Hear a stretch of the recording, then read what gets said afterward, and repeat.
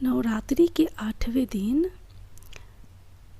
माँ दुर्गा के 8वें स्वरूप आदि शक्ति महागौरी की पूजा की जाती है। 8वें दिन की पूजा देवी के मूल भाव को दर्शाता है।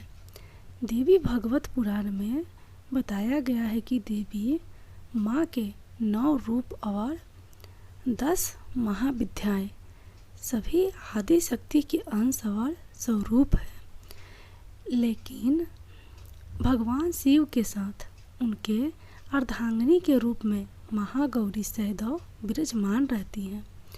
इनकी शक्ति अमोघ और सदा फलदायिनी है।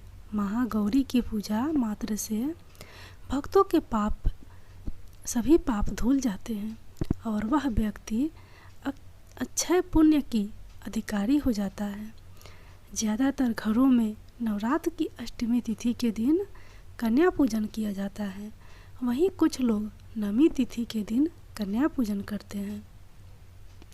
शिव पुराण के अनुसार महागौरी को 8 साल की उम्र में ही अपने पूर्व जन्म की घटनाओं का अभ्यास होने लग गया था। उन्होंने इसी उम्र से ही भगवान शिव को अपना पति मान लिया था और शिव को पति रूप में पाने के लिए तपस्या भी शुरू कर दी थी। इसलिए अष्टमी तिथि को महागौरी के पूजन का विधान है। इस दिन दुर्गा सप्तशती के मध्यम चरित्र का पाठ करना विशेष फलदायी होता है। जो लोग 9 दिन का व्रत नहीं रख पाते हैं, वे पहले और 8वें दिन का व्रत कर पूरे 9 दिन का फल प्राप्त करते हैं। देवी भागवत पुराण के अनुसार देवी पार्वती अपनी तपस्या के दौरान केवल कंद मूल फल और पत्तों का आहार करती थी। बाद में माता केवल वायु पीकर ही तप करना आरंभ कर दिया था। तपस्या से माता पार्वती को महान गौरव प्राप्त हुआ है और इससे उनका नाम महागौरी पड़ा। माता की तपस्या से प्रसन्न होकर भगवान शिव ने उनको गंगा में स्नान करने के लिए कहा। जिस समय माता पार्वती गंगा में स्नान करने गई, तब देवी का एक स्वरूप श्याम वर्ण के साथ प्रकट हुई, जो कौशिकी कहलाई, और एक स्वरूप उज्ज्वल चंद्र के समान प्रकट हुआ, जो महागौरी कहलाई। माँ गौरी अपने हर भक्त का कल्याण करती हैं और उनको सभी समस्याओं से मुक्ति दिलाती हैं। देवी भागवत पुराण के अनुसार महागौरी का वर्ण रूप से गौर अर्थात सफ़ेद है और इनके वस्त्र व आभूषण भी सफ़ेद रंग के ही हैं। माँ का वाहन वृषभ है अर्थात बैल है, जो भगवान शिव का भी वाहन है। माँ का दाहिना हाथ अभय मुद्रा में है और नीचे वाले हाथ में दुर्गा शक्ति का प्रतीक त्रिशूल है। महागौरी के ऊपर वाले हाथ में शिव का प्रतीक डमरू है। डमरू धारण करने के कारण माँ को शिवा के नाम से भी जाना जाता है।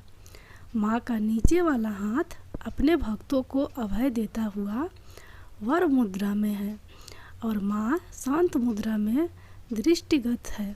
देवी के इस रूप की प्रार्थना करते हुए देव और ऋषिगण कहते हैं, महागौरी अपने भक्तों के लिए अन्नपूर्णा स्वरूप है। यह धन वैभव और सुख शांति की अधिष्ठात्री देवी है। सांसारिक रूप में इनका स्वरूप बहुत ही उज्जवल, कोमल, श्वेत वर्ण और श्वेत वस्त्रधारी है। देवी महागौरी को गायन संगीत प्रिय है और यह सफ़ेद वृषभ यानी बैल पर सवार है। इन दिन कन्या पूजन का भी विधान है। कुछ लोग नवमी के दिन भी कन्या पूजन करते हैं, लेकिन अष्टमी के दिन कन्या पूजन करना श्रेष्ठ रहता है। कन्याओं की संख्या 9 हो तो अति उत्तम है, नहीं तो 2 कन्याओं के साथ भी पूजा की जा सकती है। अष्टमी तिथि के दिन नारियल का भोग लगाने की परंपरा है। भोग लगाने के बाद नारियल प्रसाद रूप में बांट दे। वहीं जो भक्त कन्या पूजन करता है वे हलवे हलवा पूरी सब्जी और काले चने का प्रसाद विशेष रूप से बनाया जाता है। माँ की पूजा करते समय भक्तों को गुलाबी रंग के कपड़े पहनने चाहिए, क्योंकि गुलाबी रंग प्रेम का प्रतीक माना जाता है। देवी महागौरी की तीन पौराणिक कथाएं। पहली कथा है, देवी पार्वती रूप में महागौरी ने भगवान शिव को पति रूप में प्राप्त करने के लिए कठोर तपस्या की थी। एक बार भगवान भोलेनाथ द्वारा कहे गए किसी वचन से पार्वती जी का मन का आहत होता है और पार्वती जी तपस्या में लीन हो जाती हैं।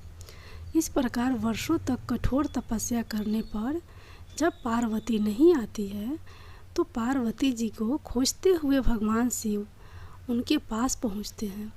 वहां पहुंचकर वे पार्वती जी को देखकर आश्चर्यचकित रह जाते हैं। पार्वती जी का रंग अत्यंत ओजपूर्ण होता है। उनकी छटा चांदनी के समान श्वेत और कुंद के फूल के समान धवल दिखाई पड़ती है। उनके वस्त्र और आभूषण से प्रसन्न होकर देवी उमा को गौरव का वरदान देते हैं और वे महागौरी कहलाती है। दूसरी कथा है, इस कथा के अनुसार भगवान शिव को पति रूप में पाने के लिए देवी की कठोर तपस्या के बाद उनका शरीर काला पड़ जाता है। देवी की तपस्या से प्रसन्न होकर भगवान उन्हें स्वीकार कर उनके शरीर को गंगा जल से धोते हैं। तब देवी विद्युत के समान अत्यंत कांतिमान गौरवर्ण की हो जाती हैं तथा तभी से इनका नाम गौरी पड़ा।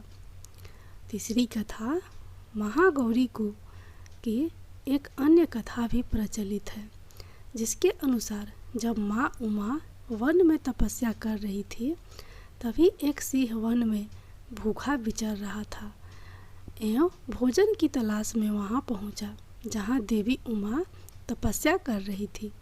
देवी को देखकर सिंह की भूख बढ़ गई, लेकिन वह देवी के तपस्या से उठने का इंतजार करते हुए वहीं बैठ गया। इस इंतजार में वह काफ़ी कमज़ोर हो गया। देवी जब तप से उठी तो सिंह की दशा देखकर उन्हें उस पर बहुत दया आई और माँ ने उसे अपनी सवारी बना लिया, क्योंकि एक प्रकार से उसने भी तपस्या की थी। इसलिए सिंह देवी गौरी का वाहन है।